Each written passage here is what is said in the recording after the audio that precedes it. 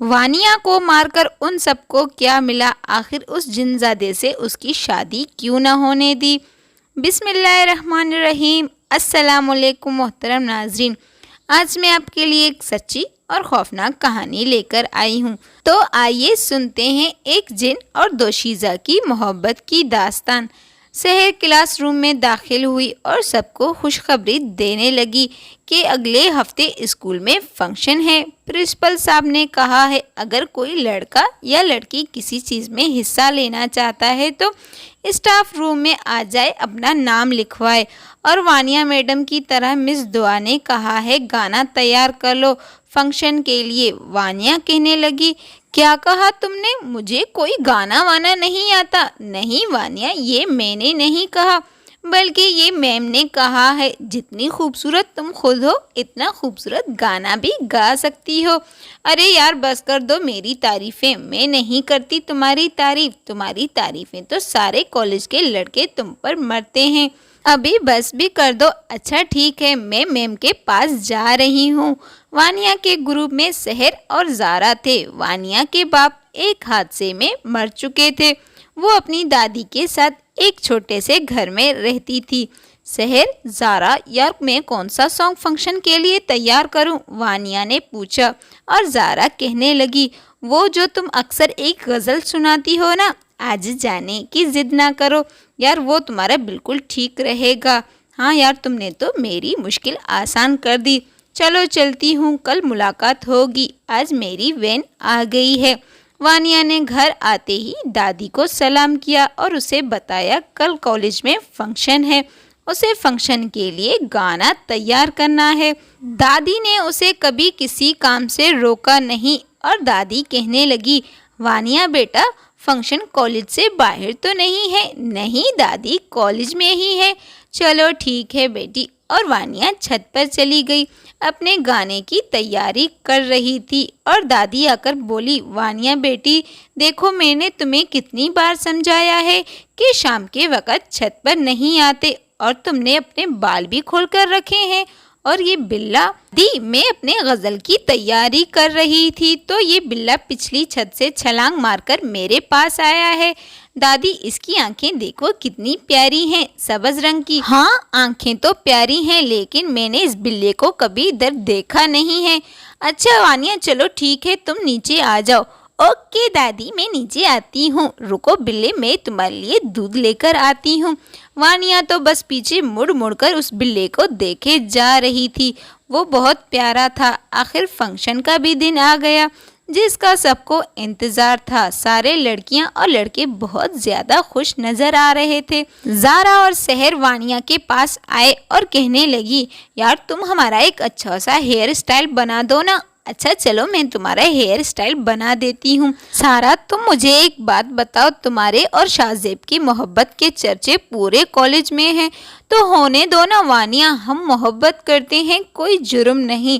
سحر، یہ محبت کچھ نہیں ہوتی، ٹائم ضائع ہوتا ہے، تم اپنی پڑھائی کمپلیٹ کرو، یہ فالتو ٹائم ضائع نہ کرو۔ اور نہ جی نہ، یہ دونوں کام ساتھ ہوں گے، جب تمہیں محبت ہوگی تو تم سے پوچھوں گی، یہ محبت فالتو ہے، مجھے کبھی بھی کسی سے محبت نہیں ہوگی۔ اچھا چلو ہٹو، مجھے بھی تیار ہونا ہے، شیشے کے آگے سے ہٹو، ہم لوگ تیار ہو کر جا رہے ہیں، تم بھی آ جانا۔ چلو ٹھیک ہے۔ پھر اچانک وانیا کو خیال آیا میرا دوپٹہ کہاں ہے؟ میں اب کیا کروں، فنکشن تو اسٹارٹ ہو گئی ہے، چلو ڈھونڈتی ہوں اپنے دوپٹے کو۔ وانیا جیسے ہی پیچھے مڑی اس کا سر کسی کے سینے سے ٹکرایا، کچھ دیر تک اسے سمجھ نہ آیا، کسی کے سینے پر سر رکھ کر اس کے دھڑکنوں میں الجھی رہی، پھر اس کی بیدار خوشبو نے اس کے اوسان خطا کر دیے۔ اس نے سر اوپر کر کے دیکھا، ایک نوجوان لڑکا سبز آنکھوں والا اس کا دوپٹہ پکڑ کر کھڑا تھا۔ یہ تو میرا دوپٹہ ہے جی مس وانیا، یہ آپ ہی کا دوپٹہ ہے۔ اس طرف زارا بھی کمرے میں آئی اور کہنے لگی وانیا اب تمہاری باری ہے۔ ایک نظر اس لڑکے کو بھی دکھا۔ وانیا شیشے کے آگے دوپٹہ ٹھیک کرنے لگی اور زارا بھی اس کی ہیلپ کروا رہی تھی۔ پھر ایک بار اس لڑکے نے وانیہ کو مخاطب کیا، وانیہ کیا آپ کسی کو تھینکس نہیں کہتی؟ پر یہ کیا وانیہ اور زہرا شیشے میں نظر آ رہے تھے، لیکن وہ لڑکا وانیہ کے دوسرے سائڈ پر کھڑا تھا، لیکن وہ لڑکا نظر نہیں آ رہا تھا۔ وانیہ پیچھے مڑ کر دیکھنے لگی، اور یہ کیا ہو رہا ہے؟ وانیہ کچھ کہتی اس سے پہلے اس لڑکے نے کہا، مس وانیہ آپ بہت پیاری ہیں اور آپ کی آواز بھی بہت پیاری ہے۔ وانیہ حیران ہو گئی کہ اس لڑکے کو میرا نام کیسے پتا۔ وانیہ کہنے لگی، آپ کون ہیں؟ میں نے آپ کو کبھی نہیں دیکھا، اس کالج میں آپ کو پہلی بار دیکھ رہی ہوں۔ اس سے پہلے وہ لڑکا کچھ بولتا، زہرا آ کر بولنے لگی، وہ جو کوئی بھی ہے بہت زیادہ خوبصورت ہے۔ آپ کا نام کیا ہے؟ میرا نام مطہر ہے۔ آپ پہلے میری بات کا جواب دیں۔ وہ جو کچھ کہتا کہ سحر کمرے میں آئی اور کہنے لگی، وانیہ اور زہرا آپ دونوں کیا کہہ رہی ہو؟ جلدی سے آ جاؤ۔ سحر کی بات سن کر وہ لڑکا باہر چلا گیا۔ سحر کہنے لگی، یار یہ کون تھا لڑکا؟ کتنا پیارا تھا۔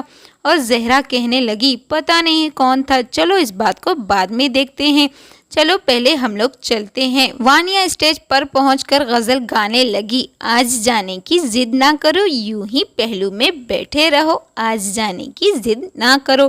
اچانک وانیہ کی نظر مطہر پر پڑی، جو لاسٹ میں بیٹھ کر وانیہ کو دیکھ رہا تھا اور مسکرا رہا تھا۔ غزل ختم ہو گئی، لیکن وانیہ اس لڑکے کے پاس جا کر سب کچھ پوچھنا چاہتی تھی، لیکن وانیہ وہاں پر پہنچی تو وہ لڑکا وہاں پر نہیں تھا۔ ارے بھائی، مطہر تو ابھی یہاں پر تھا، لیکن کہاں چلا گیا؟ وانیہ سوچ میں پڑ گئی۔ جب میں اور زہرا شیشے میں کھڑے تھے تو ہمارے پیچھے مطہر کھڑا تھا، لیکن ہم دونوں کا عکس نظر آ رہا تھا اور مطہر کا نظر کیوں نہیں آ رہا تھا؟ وانیہ گھر آ کر ان کے بارے میں سوچ رہی تھی کہ وہ لڑکا بہت خوبصورت تھا، لیکن کون تھا؟ وہ بار بار اس کے بارے میں سوچ رہی تھی۔ اس کو میرا نام کیسے پتا چلا؟ اس کو میرا دوپٹہ کہاں سے ملا؟ وہ کہہ رہا تھا تمہاری آواز بہت خوبصورت ہے۔ اس نے پہلے میری آواز کہاں سنی؟ اس کو تو معلوم بھی نہیں کہ میں گانا گاتی ہوں۔ ابھی اسی خیالوں میں گم تھی کہ بلے نے بستر پر چھلانگ لگا تھی۔ وہ بہت ڈر گئی تھی۔ جب اس نے پیچھے مڑ کر دیکھا تو وہ بلا تھا۔ اس کے سانس میں سانس آ گئی اور وہ بلے کو کہنے لگی، میرے پیارے بلے، تمہیں پتا ہے آج میں نے ایک لڑکے کو دیکھا، وہ بہت خوبصورت تھا اور اس کی آنکھیں بالکل تمہارے جیسی تھی، لیکن وہ بہت عجیب۔ جب سے وہ بلا اس کا دوست بنا تھا، وہ ہر بات اس سے شیئر کرتی تھی۔ وانیہ اپنے گروپ کے ساتھ کینٹین کی طرف جا رہی تھی، تبھی اس کی نظر مطہر پر پڑی۔ وہ ایک درخت کے نیچے کتاب لے کر کھڑا تھا۔ وانیہ سحر اور زارا سے کہنے لگی، تم لوگ چلے جاؤ، میں آ رہی ہوں۔ تم کہاں جا رہی ہو؟ بس 1 منٹ میں آ رہی ہوں۔ چلو بھائی، ہم لوگ تو چلتے ہیں، ہمیں بھوک لگ رہی ہے، ہم لوگ جا رہے ہیں، جلدی سے آ جانا۔ آپ یہاں ہیں مطہر صاحب؟ وانیہ نے مطہر سے مخاطب ہوتے ہوئے کہا، آپ کو تو میرا نام یاد ہے، آپ کو تو میرا نام پتا ہے، میرا نام ابھی تک یاد ہے۔ میں نے سمجھا شاید تم میرا نام بھول گئی ہو، لیکن آپ کو تو میرا نام اچھے سے یاد ہے۔ اچھا پہلے سب باتوں کو چھوڑ دو، آپ کون ہیں اور کہاں رہتے ہیں؟ لیکن آپ مجھے اتنا یاد کیوں آتے ہیں؟ وانیہ اپنے ہوش و آواز کھو کر بیٹھی تھی، اسے پتا نہیں تھا کہ وہ کیا بولے جا رہی ہے۔ مطہر مسکرا کر اس کی طرف دیکھ رہا تھا اور کہنے لگا، میں آپ کے گھر کے پیچھے رہتا ہوں۔ میرے گھر کے پیچھے؟ میرے گھر کے پیچھے تو ایک حویلی ہے، دادی جان بتاتی ہیں وہاں پر جن بھوت رہتے ہیں۔ ہاں تو میں بھی جن ہوں؟ مذاق چھوڑ دو، مجھے ٹھیک سے بتا دو۔ اس شہر میں کچھ ہفتے پہلے آیا ہوں، میرے بابا بھی میرے ساتھ ہیں۔ وانیہ، کیا اب ہم لوگ دوست ہیں؟ لیکن میں لڑکوں سے دوستی نہیں رکھتی، میں باقی لڑکوں جیسا نہیں ہوں، وہ تو مجھے پتا ہے۔ وانیہ بے ساختہ بولی، پر میں اپنے دوستوں سے کیا کہوں گی؟ کچھ بھی کہہ دینا، روز اسی درخت کے نیچے آ جانا، ہاف ٹائم میں اس درخت کے نیچے بیٹھ جاتا ہوں۔ وانیہ ہر روز اس درخت کے نیچے آ کر بیٹھ جاتی تھی۔ وانیہ مطہر سے محبت ہو گئی تھی۔ ایک دن مطہر کہنے لگا، وانیہ آنکھیں بند کرو، یہ دیکھو میں تمہارے لیے کیا لے کر آیا ہوں۔ نہیں، میں آنکھیں بند نہیں کروں گی۔ اچھا دیکھ لو۔ واہ، یہ تو ایک انگوٹھی ہے اور کتنی پیاری انگوٹھی ہے، لیکن تم سے پیاری نہیں ہے۔ وانیہ ایک بات بتاؤ، جب میں نے تمہاری آواز سنی تو مجھے تم سے محبت ہو گئی تھی۔ وانیہ مسکرا کر اسے دیکھنے لگی۔ وانیہ اپنا ہاتھ آگے لاؤ، میں تمہیں انگوٹھی پہنا دیتا ہوں۔ وانیہ نے اپنا ہاتھ آگے بڑھایا تو مطہر نے اسے انگوٹھی پہنا کر اس کے ہاتھ کو اپنے ہاتھ میں لے لی۔ وانیہ نے اپنا ہاتھ مطہر کے ہاتھ سے چھڑا کر مسکرا کر کہنے لگی، ٹھیک ہے مطہر، اب میں چلتی ہوں، کوئی دیکھ نہ لے۔ وانیہ تھوڑا آگے چلی گئی۔ جب اس نے پیچھے مڑ کر دیکھا تو وہ حیران رہ گئی۔ مطہر کی جگہ ایک دھواں سا بنا اور وہ غائب ہو گیا۔ اگلا ایک ہفتہ اسے بخار ہو گئے۔ مطہر کے بارے میں سوچنے لگی، آخر وہ کون ہے اور کیسے غائب ہو گئے اور اس کی جگہ دھواں ہو گیا۔ دادی وانیہ کے کمرے میں آ گئی اور کہنے لگی، بیٹا تم ابھی تک جاگ رہی ہو، سو جاؤ۔ جی دادی میں ابھی سو جاتی ہوں۔ ارے وانیہ، یہ بلا ابھی تک تمہارے کمرے میں ہے؟ مجھے تو اس بلے کو دیکھ کر ڈر لگتا ہے، لیکن تم اس بلے کو لے کر بستر پر لیٹی ہو۔ ہاں دادی، تو کیا ہوا اسے لیٹے ہوئے؟ مجھے اس کی آنکھیں بہت اچھی لگتی ہیں، مجھے تو اس سے ڈر نہیں لگتا۔ وانیہ دادی سے باتیں کرتے ہوئے خیالوں میں کھو گئی۔ اس کی آنکھوں کا رنگ مطہر سے جو ملتا تھا، اس بلے کو دیکھ کر اسے مطہر کی یاد آتی ہے۔ ایک بار اس نے مطہر سے اس بلے کے بارے میں ذکر کیا تھا اور مطہر ہنس کر کہنے لگا، وہ بلا میں ہوں تو ہوں۔ اس بات پر وانیہ اسے ہنس کر کہنے لگی، کبھی تم حویلی کے جن بن جاتے ہو، کبھی تم ہمارے پاس رہنے والے بلے بن جاتے ہو۔ وانیہ تم بالکل ٹھیک کہہ رہی ہو۔ وانیہ اس کی بات کو مذاق میں سمجھ جاتی تھی۔ دادی نے اس کا کندھا زور سے ہلایا۔ ارے کیا ہوا؟ میں تم سے بات کر رہی ہوں۔ مجھے تو آج کل تمہارے بارے میں سمجھ نہیں آتا، تم کس خیالوں میں گم ہو۔ دادی اس بلے کو وانیہ کے ہاتھ سے ہٹا کر اسے کمرے سے باہر نکالنے لگی۔ ارے دادی کیا ہوا؟ آپ کو اس بلے سے کیوں مار رہی ہیں؟ ارے چپ ہو جاؤ، سو جاؤ، صبح تمہیں کالج بھی جانا ہے۔ صبح کالج جاتے ہی سب گروپ کے لڑکیاں وانیہ کے پاس آ گئے۔ وانیہ تمہاری طبیعت کیسی ہے؟ ہاں میری طبیعت ٹھیک ہے۔ سب لوگ بیٹھ کر باتیں کر رہے تھے۔ وانیہ کی نظر مطہر پر پڑی جو اس درخت کے نیچے کرسی پر بیٹھا ہوا تھا۔ تم سب لوگ ایک منٹ رکو، میں آتی ہوں۔ وانیہ اس درخت کے پاس کیوں جاتی ہو؟ زہرا نے اسے جاتے ہوئے کہا، میں ایک دن تمہارے پیچھے آ رہی تھی اور تم وہاں پاگلوں کی طرح اکیلے بیٹھ کر باتیں کر رہی تھی۔ وانیہ کو کچھ سمجھ میں نہیں آ رہا تھا کہ وہ کیا کر رہی ہے اور اس کے ساتھ کیا ہو رہا ہے۔ زہرا، کیا تمہیں اس درخت کے نیچے کوئی بیٹھا ہوا دکھائی نہیں دیا؟ نہیں، ہمیں تو تم صرف دکھائی دے رہی تھی اور کچھ بھی وہاں پر نہیں تھا۔ چلو ٹھیک ہے، تم رکو، میں ابھی آتی ہوں۔ وانیہ مطہر کے پاس گئی اور مطہر نے پوچھا، کیسی ہو میری پیاری وانیہ؟ مطہر، میں جو تم سے پوچھوں گی پہلے اس کا جواب دینا۔ پہلے تم بیٹھ جاؤ۔ اچھا نہیں، میں نہیں بیٹھوں گی، پہلے تم میری بات کا جواب دو۔ میں بتا دیتا ہوں میں کون ہوں، پہلے تم مجھے بتاؤ۔ میں تمہیں کتنی بار بتا چکا ہوں، تم تو ہر بات کو ہنسی مذاق میں اڑا دیتی ہو۔ میں ایک جن ہوں، میں اسی حویلی میں رہتا ہوں اور وہ جو بلا تمہارے پاس آتا ہے وہ میں ہی ہوں۔ اس دن جو تم گانا گا رہی تھی، اس حویلی کی طرف منہ کر کے مجھے تم پسند آ گئی تھی اور تمہاری آواز سے مجھے محبت ہو گئی ہے۔ وہ بلا میں تو ہوں۔ وانیہ پر جیسے پہاڑ ٹوٹ پڑی۔ وہ ایک جن سے محبت کر بیٹھی ہے۔ میں آج بھی تم سے محبت کرتا ہوں اور کل بھی تم سے محبت کرتا رہوں گا۔ میں نے تمہیں ساری حقیقت بتا دی، آگے تمہاری مرضی۔ تمہارے محبت کے قابل رہوں تو مجھے یاد رکھنا، میں حاضر ہو جاؤں گا۔ جواب دیے بغیر چلی گئی۔ وہ بہت روئی، اس کے بعد وہ گھر چلی گئی۔ دادی کو سلام کیا اور دادی کہنے لگی، وانیہ بیٹی، یہ تمہارے چچی لوگ آئے ہیں، سلام کرو، یہ لوگ اب ہمارے ساتھ رہیں گے۔ وانیہ نے سلام کیا۔ چاچو اور چاچی کے 2 بیٹے اور ایک بیٹی تھی جو ہمیشہ وانیہ سے جلتے تھے۔ وانیہ، ایک کپ چائے بنا دو۔ چچی، میں کپڑے چینج کر کے چائے بنا دیتی ہوں۔ کپڑے چینج کر کے وانیہ کچن میں چلی گئی اور چائے بنانے لگی اور مطہر کے بارے میں سوچنے لگی۔ ارے کہاں گم ہو گئی ہو لڑکی؟ وانیہ کی چچی غصے سے بولنے لگی، چائے ابل گئی ہے۔ اوہ، सॉरी चची, मैंने देखा नहीं। अच्छा जल्दी से चाय लेकर आओ। वानिया चाय लेकर आई, सबको चाय देने लगी।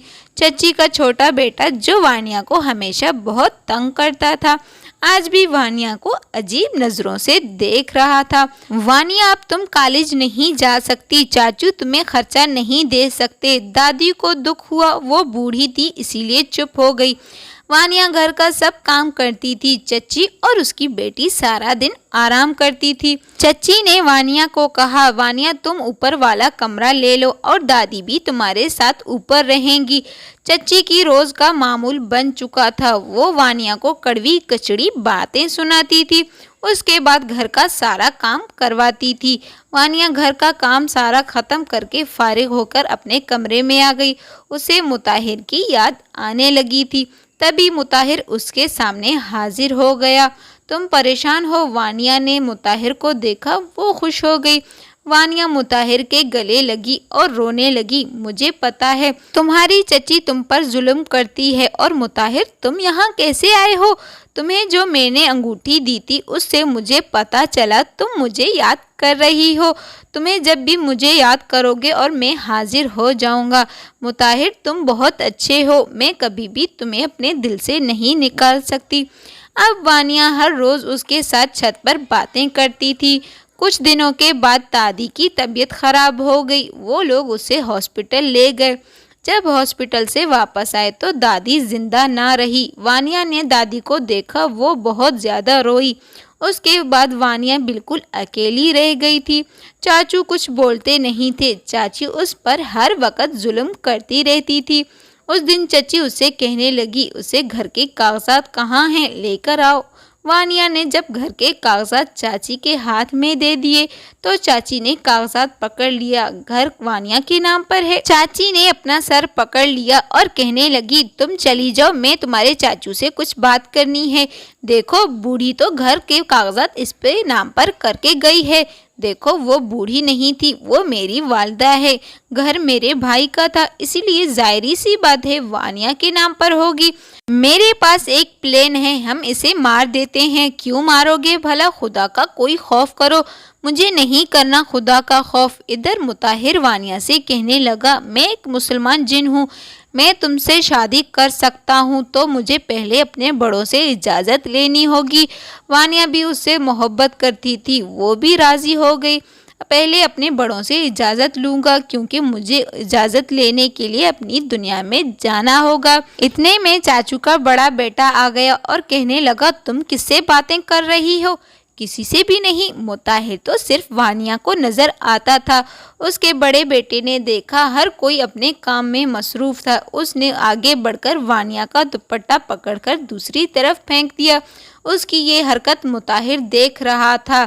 इसने कासिम को सीढ़ियों से धक्का देकर गिरा दिया। कासिम सीढ़ियों से गिरता हुआ देखकर सब लोग जमा हो गए। चाचू जल्दी से उसे हॉस्पिटल ले गए और चाची कहने लगी, मैं तो तुम्हें बाद में देखती हूँ, तुमने मेरे बेटे को धक्का दिया। वानिया वापस छत पर आ गई। उसने मुताहिर को कहा, मुताहिर तुमने ये ठीक नहीं किया, मैंने उसकी दोनों टांगें तोड़ दी, अब वो चल नहीं सकेगा। तुमने ये बिल्कुल ठीक नहीं किया, ये सब लोग समझेंगे कि मैंने उसे धक्का दिया है। मैं वादा करता हूँ वानिया, अगर तुम्हें कोई भी गलत नज़रों से देखेगा उसे भी इस तरह कर दूंगा। मैं तो यहाँ से लेकर जाऊंगा तुम्हें, जो अपनी दुनिया में लेकर जाऊंगा। बड़ों की इजाज़त लेकर एक अमल करना पड़ेगा, वो अमल करके मैं तुम्हें उस दुनिया में लेकर जाऊंगा। मुताहिर तुम प्लीज़ जल्दी लौट कर आ जाना, तुम्हारे बगैर मैं नहीं रह सकती। क्यों मेरा दिल कह रहा है कि कहीं हम लोग हमेशा के लिए एक दूसरे से दूर ना हो जाएं। हमें कोई जुदा नहीं कर सकता। मेरी प्यारी वानिया, ठीक है ना? अब मैं चलता हूँ, फिर कुछ दिनों के बाद मुलाकात होगी। उस तरफ वानिया की चची उसे मारने का प्लान बना रही थी। इशा का वक़्त हो गया था। उसने खाना वाना बनाकर खाना खाकर और ख़ुद इशा की नमाज़ पढ़ने आ गई। नमाज़ पढ़ते ही उसके कमरे में चची, उसकी बेटी और उसका बड़ा बेटा दाखिल हो गए। चची जान, खैरियत तो है? आप सब लोग यहाँ?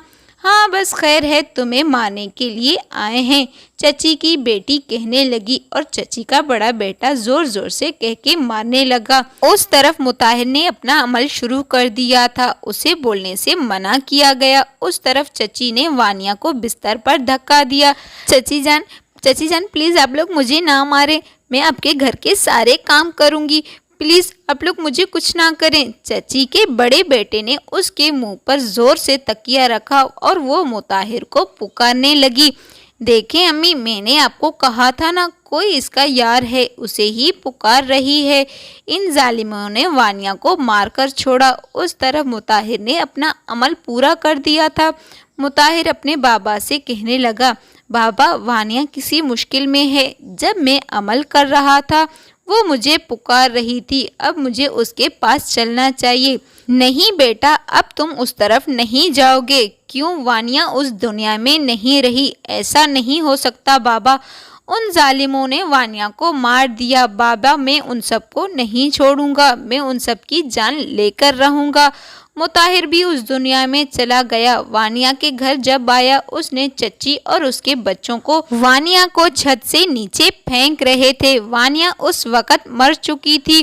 چلیں امی، اب ہم لوگ یہاں سے چلتے ہیں، وانیہ چھت سے نیچے گر گئی ہے، مر گئی، چلو ٹھیک ہے، اب ہماری یہ گھر ہمارے نام ہوگا، یہ کہہ کر وہ سب مسکرا رہے تھے۔ مطاہر یہ سب دیکھ رہا تھا، اس نے دل میں ارادہ کر لیا ان سب سے بدلہ لے گا۔ وانیہ کو کفن دفن کر کے اسے دفنایا گیا۔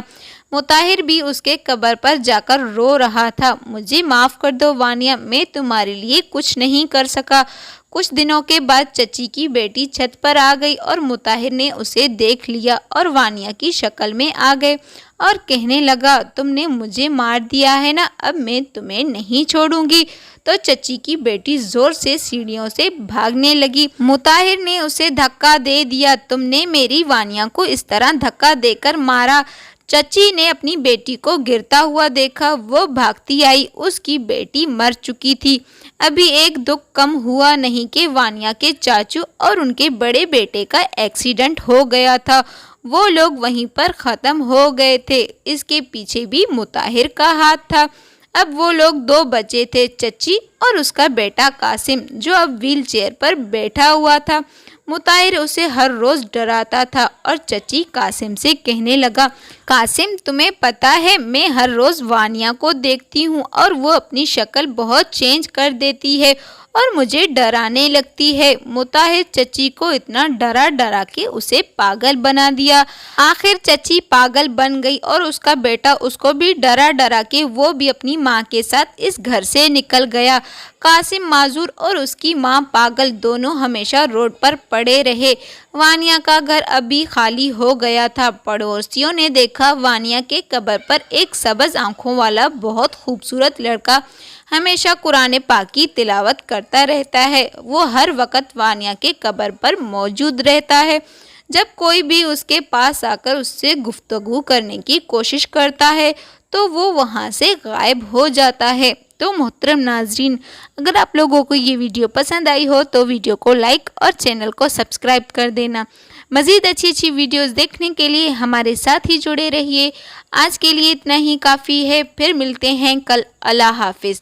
آخر ان قاتل لوگوں نے وانیہ کو کیوں مارا؟ اس بیچاری کا قصور کیا تھا؟ اس نے ایک جن سے محبت کی تھی، وہ اپنے باپ کے گھر میں رہتی تھی، لیکن ان لوگوں سے برداشت نہ ہوئی، چاہتے تھے کہ وہ گھر بھی ان کے نام ہو جائے۔